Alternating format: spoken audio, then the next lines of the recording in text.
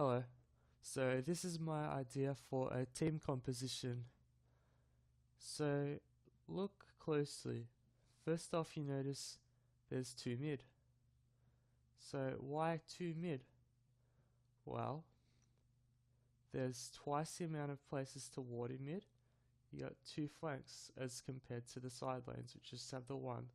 So the two ward trinkets can effectively ward off both of these entrances. Next, they offer greater control over the map. Naturally, being the mid lane, you have quicker access to the rest of the map, being centralized. So with their global ultimates, you can easily just walk up or down a bit to go to anywhere on the map that you need to go. Another reason is I have Shen here. Shen is a rather slow jungler, but Ziggs can throw his bombs into the camps, getting that level 6 a lot quicker, which is kind of vital. The idea with Shen jungle is once he's 6, he can save any teammate from any position, which may come in handy because you'll notice the side laners I've picked are gankplank and karthus.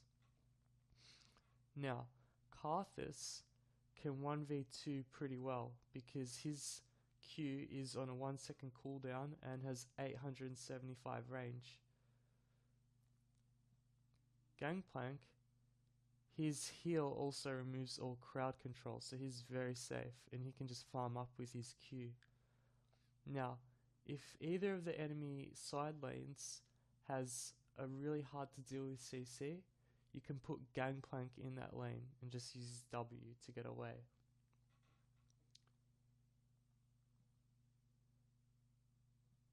So, these vision wards can also be placed here if the jungler, or the enemy jungler, has a jump to get over walls. If you look at where they're placed, how can the enemy jungler get in? Can't go there, can't jump over this wall, he can't even jump over Baron Pit and get into the jungle this way to attack through the sides. So this is a very safe setup. I recommend in mid lane at least getting the vision wards, as Ziggs will be doing all the poking and Ashe will be doing all the CSing. They're not really going to need potions because Ziggs is going to bomb the enemy here.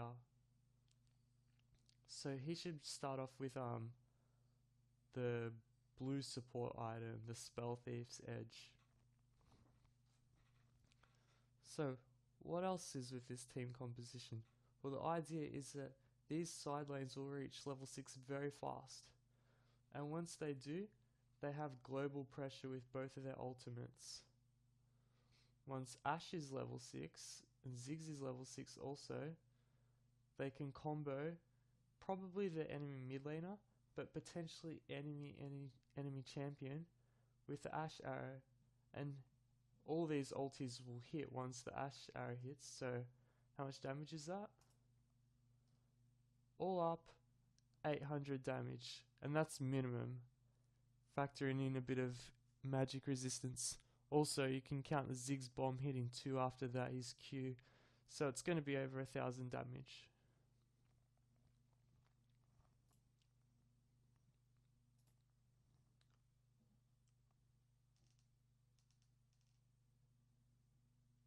Okay, so team fighting later on is basically Ashe shooting an arrow, and if it hits someone, you just blow them up with everybody, no matter where they are. They can stay on the side lanes farming. And with masters and runes, masters is up to you, but runes I recommend for all of the champions taking flat CDR blues and 1 quint with CDR. They all start off with 10% cooldown reduction, and I think it'd be best to rush cooldown items to get them all at 40%, or as close as possible. because the idea of this composition is you want arrows on a 60-second cooldown and all their ults to be low cooldowns, so you just practice picking people off, and if you hit, they're probably dead, and if you miss, keep these guys safe. Shen will ult you if anyone's in deep trouble, and you keep these guys pretty close to the turrets and just farming away and getting more and more, especially on Karthus, AP, and eventually their ults are just going to wreck face. So I think that really covers it. Anything to add, you can talk to me about it, but yeah, I'd like to find people who want to try this idea out. Thanks for listening.